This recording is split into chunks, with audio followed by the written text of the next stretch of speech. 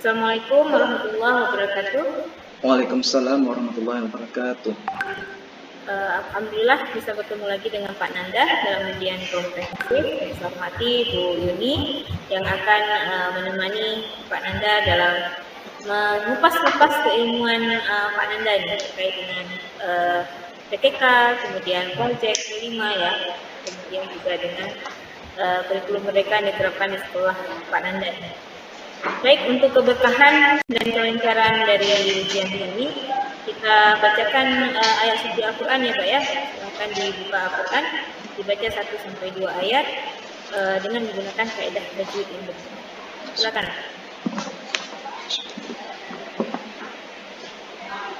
A'udzu billahi minasy syaithanir rajim. Bismillahirrahmanirrahim. Alif Lam Mim. Allahu la ilaha illa huwal hayyul qayyum. Nazzala 'alaikal kitaba bil haqq مصدقا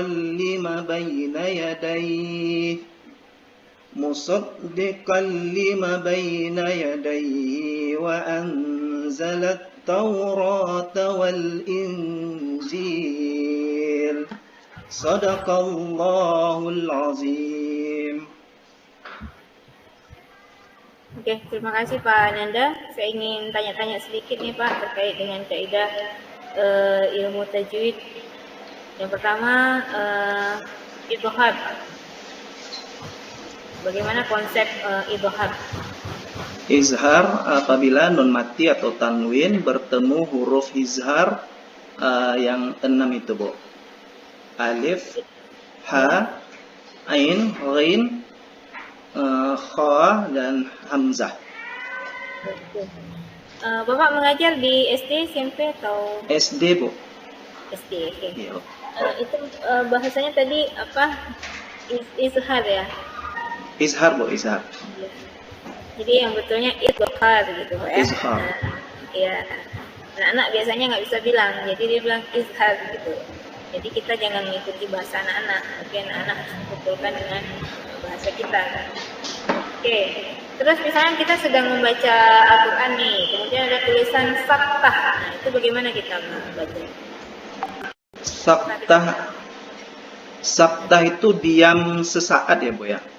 Ya, gimana kita diam berhenti nafas, memulai nafas baru atau diam tapi menyambung dengan nafas yang sama?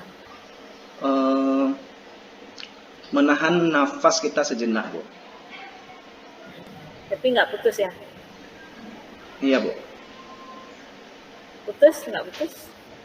Tidak, Bu. Tidak, Bu. Tidak putus ya? Oke. Berarti dengan nafas yang sama melanjutkannya ya? Tidak dengan nafas baru ya? Iya, Bu. Oke, baik. Bapak ada kertas di samping, Pak? Ada, Bu? Ya, silakan Bapak. Kita imlak sedikit, Pak. Baik, Bu. Ya, coba ditulis wahadzal baladil amin. Wahadzal baladil amin.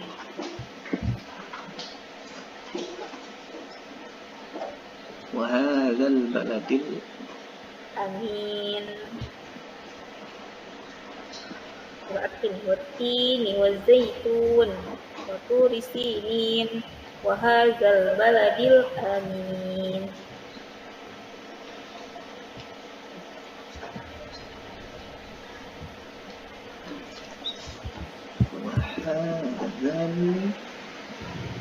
Zal tipis ya.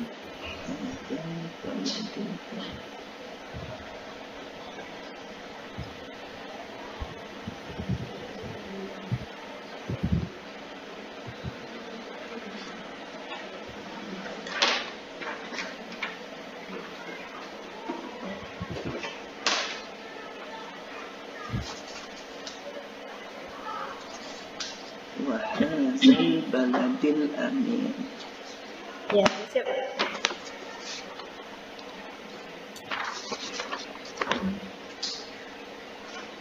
Atas segi Pak, ya, oke.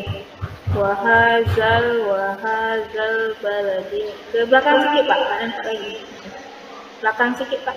Yang atret, ya. Wahazal baladil amin. Ya, ada ya setelah ini ya. Iya, Bu.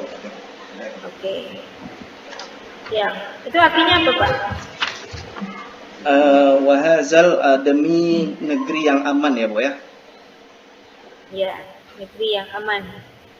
Negeri yang aman tuh negeri apa itu Pak? Makkah, Bu. Makkah yang aman.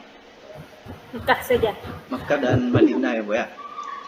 Ya, atau disebut dengan Haramain. Haramain. Oke, kita masuk pada materi. Ini saya lihat ada tutur Bapak nih hampir mirip dengan punya Pak Ridwan. Apakah buatnya berkolaborasi atau kayak mana ini? Mungkin kebetulan aja itu, Bu. Ya? Kebetulan aja mungkin itu, Bu. Ya, judulnya pun ininya sama, terus ininya juga mirip-mirip. Mungkin seide gitu ya. Pak dekat-dekat dengan Pak Muhammad Ridwan atau malam-malam ngopi bareng. Jauh kami, Bu. Saya di Tapak Tuan, Bu. Pak Ridwan ini kalau nggak salah saya di Klut dia, Bu, tinggalnya, Bu. Oh, oke. Jadi ngopi dalam ruang Zoom. Oke. Baik Pak, bisa dijelaskan Pak konsep alamatul balik nih, tanda-tanda balik ya, menuju usia balik. Nah, bagaimana perkembangan biologis, psikologis, dan perawatan medis?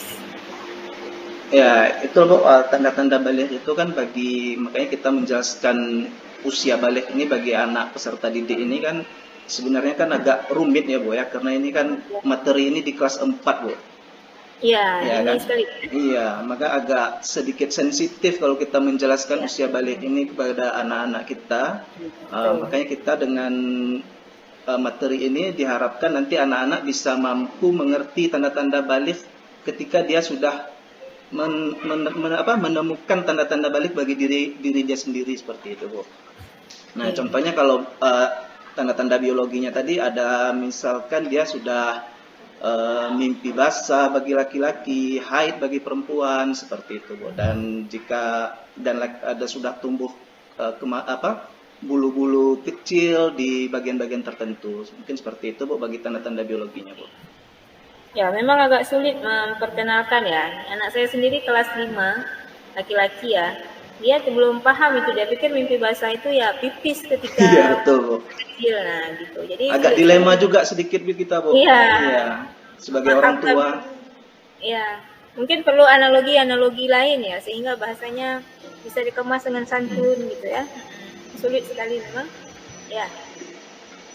Oke, baik Pak. Kemudian secara psikologisnya gimana Pak?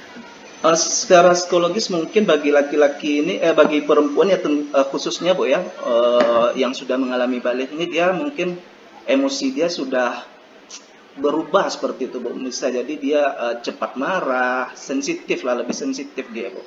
Bagi yang sudah mengalami balik ini, bagi psikologis bagi anak perempuan. Oke, terus dengan perkembangan era digital saat ini Pak, yang dengan media sosial dan lain-lain yang dikonsumsi oleh sebagian besar anak-anak kita sekarang. Nah, itu bagaimana kira-kira cara mengontrol atau meminimalisir terjadinya penyimpangan-penyimpangan baik secara kriminalis karena dia ini usia nakal, usia remaja ini memasuki balik, kemudian secara seksiologisnya gitu. Jadi kan pendidikan seks dini ini penting untuk anak-anak usia yang sangat rentan, secara dia kan belum memahami dirinya sendiri ya, belum memahami fungsi dari anggota tubuhnya, sehingga khawatirnya dia tidak bisa menjaga keadaan tersebut. Gimana itu Pak? Bisa diulangi tadi, Bu? Ya, cara Bapak mengajar itu ada diperkenalkan Pak, cara pemeliharaan fungsi-fungsi biologis dari siswa gitu, supaya dia bisa menjaga. Kan kita tidak hanya memperkenalkan perubahan dari biologis dia gitu kan, perubahan tubuh dia secara biologis maupun secara psikologis, tapi bagaimana kita bisa memberikan pemeliharaan agar dia memiliki self control, agar dia bisa kontrol diri sehingga dia memiliki safety diri gitu. Gimana? Adakah diajarkan sampai sana mengingat perkembangan dunia digital yang semakin meresahkan gitu? Ya, tentunya kita bisa menjelaskan Bu, untuk anak kita supaya dia bisa menjaga menjaga diri dia seperti itu Bu ya. Dengan dunia digital yang sudah canggih sekarang seperti itu Bu. Dengan juga harusnya dia nanti kita sarankan ketika dia sudah mengalami tanda-tanda balik ini bisa berkonsultasi dengan orang tuanya seperti itu Bu. Oke. Dan terkadang anak-anak itu kan agak malu dia dengan keluarga terdekat. Iya. Bahkan dia lebih dekat dengan gurunya dalam bidang ini. Iya Bu. Oke, baik Bu Yuni, mungkin demikian dari saya. Ya, waktu dan tempat kita persilakan kepada Ibu Yuni untuk melanjutkan kebersamaan dengan Bapak Nanda Gunawan. Silakan Ibu. Ya, baik. Terima kasih Bu Yana. Ya, Pak Nanda, kita lanjut ya. Baik Bu. Baik, tadi Bu Yana sudah bertanya seputar konsep atau bidang keilmuan Bapak ya terkait dengan PAI. Sekarang saya gilirannya bertanya terkait dengan pedagogik ya, pembelajaran, teorinya, konsep, dan juga bagaimana penerapannya. Bapak di sekolah Bapak sudah menerapkan kurikulum Merdeka? Kebetulan baru tahun ini Bu kami menerapkan kurikulum Merdeka Bu. Baru mulai ya? Iya baru mulai Bu. Baru mulai. Baik. Nah, ketika Bapak menerapkan kurikulum Merdeka, kira-kira ada tidak yang Bapak rasakan? Ada tidak yang Bapak rasakan perbedaan yang menonjol ketika Bapak membuat modul ajar dengan membuat RPP? Kira-kira yang Bapak pahami itu kan Bapak kan sudah membuat RPP ya, sebelumnya biasa dengan buat RPP. Ketika sudah sekarang menerapkan kurikulum Merdeka, otomatis beralih ke modul ajar. Kira-kira perbedaan yang signifikan itu apa Pak?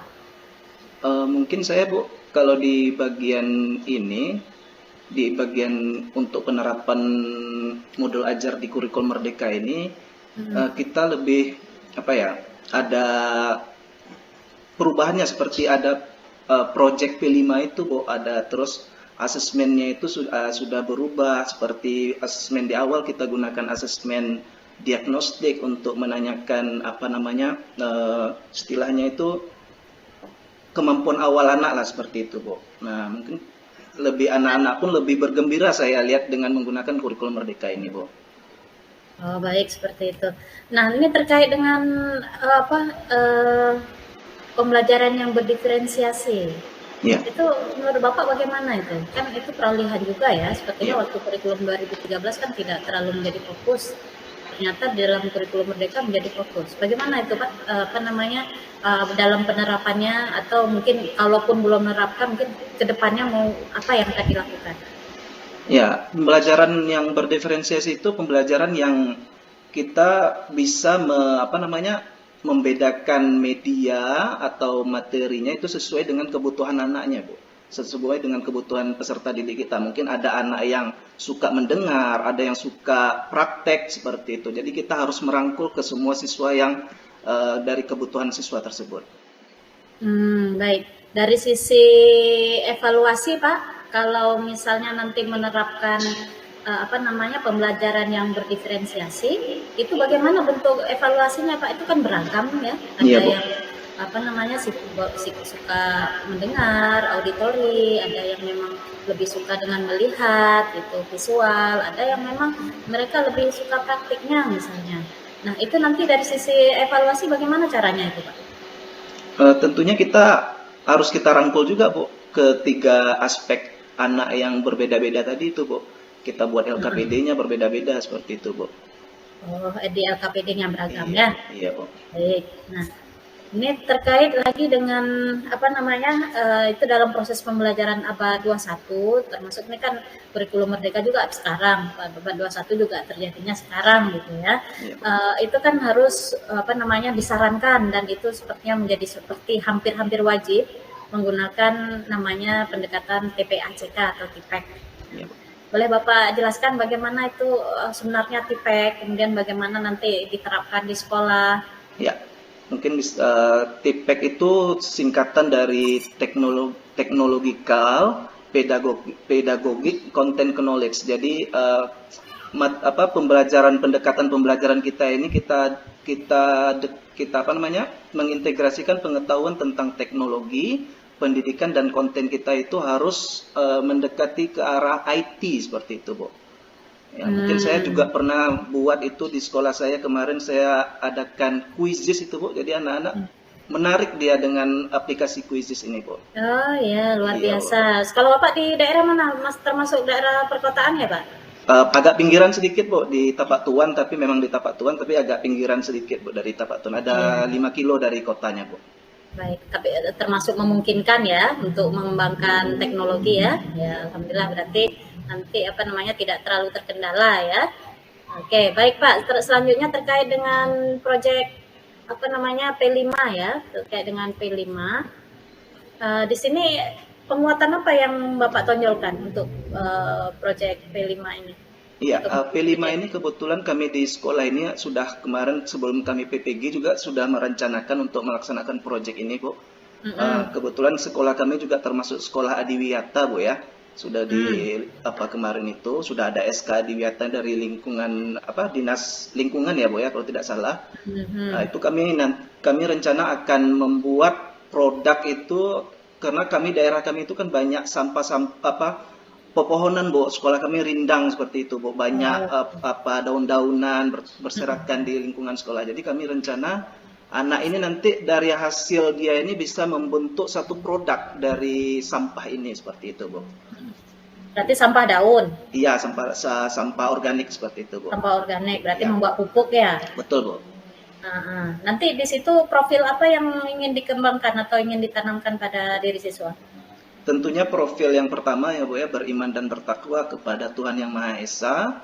Ada profil bergotong royong juga nanti di situ. Ada kreatif juga di situ, nanti anaknya bisa menghasilkan pupuk tadi seperti itu, Bu. Baik. Nah, Bapak sudah pernah melakukan penelitian tindakan kelas? Kebetulan belum, Bu. Belum. Rata-rata kami Aceh Selatan, angkatan saya 2019 ini kan kami angkatan 2019 ini terkendala di kemarin ya, Bu ya, kenaikan pangkat seperti itu, Bu. Nah, jadi kami tidak boleh diizinkan naik ke 3B karena nggak tahulah kemarin apa peraturannya, Bu. Jadi belum pernah lah melakukan penelitian itu. Nah, berarti disuruh tunggu ikut PPG dulu karena PPG kan ada membuat ini ya PTK, Mungkin bisa jadi jadi, tinggal tidak usah pusing-pusing, tinggal diupload saja ya kan. Nah, Pak, kalau boleh saya tahu bisa minta tolong dijelaskan sedikit langkah-langkah penelitian tindakan kelas, Pak. Mungkin alurnya pertama misalnya perencanaan, kemudian selanjutnya apa.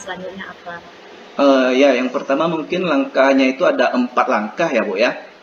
Yang pertama itu perencanaan, yang kedua kita melakukan aksi, atau yang ketiga itu kita melakukan observasi dari aksi kita tersebut, dan yang terakhir kita melakukan refleksi, Bu. Baik, terima kasih Pak Nanda atas jawabannya dan saya kembalikan sama Bu Suryana. Terima kasih, Bu. Terima kasih Bu Yuni, menarik sekali kajiannya.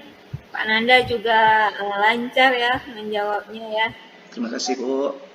Ya, semoga keilmuan yang dipertahankan ya Pak ya, dan ditambah lagi sehingga terus Bapak menjadi yang menginspirasi membangun negeri walaupun terpencil Pak ya, tapi dengan tekad bulat guru sejati ini sehingga bisa membangun generasi-generasi kita menjadi generasi yang digital native sesungguhnya gitu ya, bisa memiliki filter-filter walaupun hidup di era digital. Oke, terima kasih banyak Pak Nanda Gunawan, sukses selalu, semangat Pak, sehat, salam untuk keluarga Pak ya. Baik, Bu, terima kasih banyak Ibu Suryana dan Ibu Yeni. Assalamualaikum. Waalaikumsalam warahmatullahi wabarakatuh.